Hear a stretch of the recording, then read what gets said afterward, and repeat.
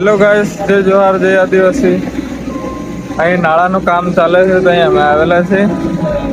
આ છે જીઓ વાળા ભાઈ અને આમ તો તમે બધા ઓળખતા જ હશે, કાળુ અમાર પોતે કાકો હોય. જેસીબી આવી રીતે ખણી રહેલી છે.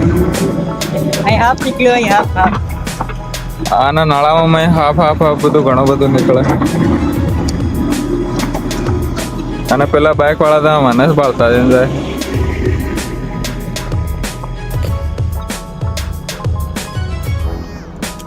સરકાર રોડ બનાવે ને બનાવે, ખણા વાળા ઘણા આવી જાય પાછા આવવાના. તો પછી હું પ્રગતિ થાય અહીં. હા, દશરથભાઈ એટલે મસાલા ફીચો ત્યાં પડી ગયો. લા ફેંક મસાલા. મસાલા બાને દાણ હા ફેંકે વાગે. આવ ખાવાથી માંસ વધે, બીડી પીવાથી બુદ્ધિ વધે.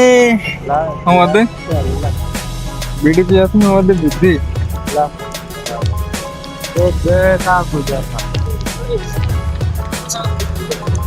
આમ હતા ને હાલ નાના હતા ને તો બોરા ખાવા તો શું કે ખબર, બોરા ખાય એટલો મોટો બ્લોક ને બનાવાય. બોરા ખાય તો સોરો થાય એમ કે. આ હાફ નીકળે ને વાઘે જીઓ વાળા પેટ્રોલર 80,000 રૂપિયા પગાર છે.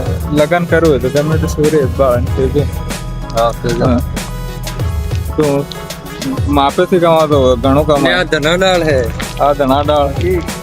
હા, કરવું હોય તો કીધું. જીઓ નું નેટ ને આવે તો આ ભાઈ નો સંપર્ક કરવો. દશરથ દુરિયા કામે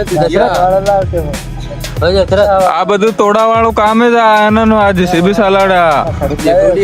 હા, વેજ બનાવી રહ્યો તો તને કાગજ કરી દેવાનો. આ જીઓ નેટ ને આવે તો આનો સંપર્ક કરવાનો. દશરથભાઈ મસાલો એટલે 12 રૂપિયામાં આમ મળે એટલે બુધાલાલ ખાવાના ફાફા પડાના 10 વાળો મસાલો માંગ્યા.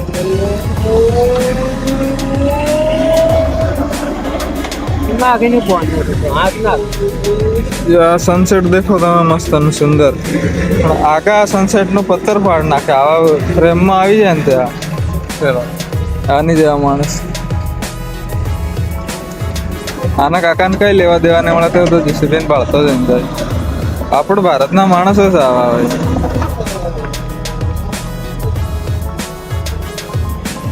ધનાડાળ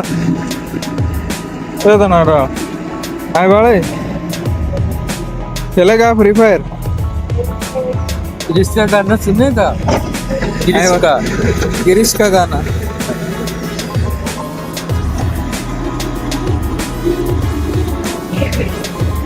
गिरीश का गाना सुनेगा.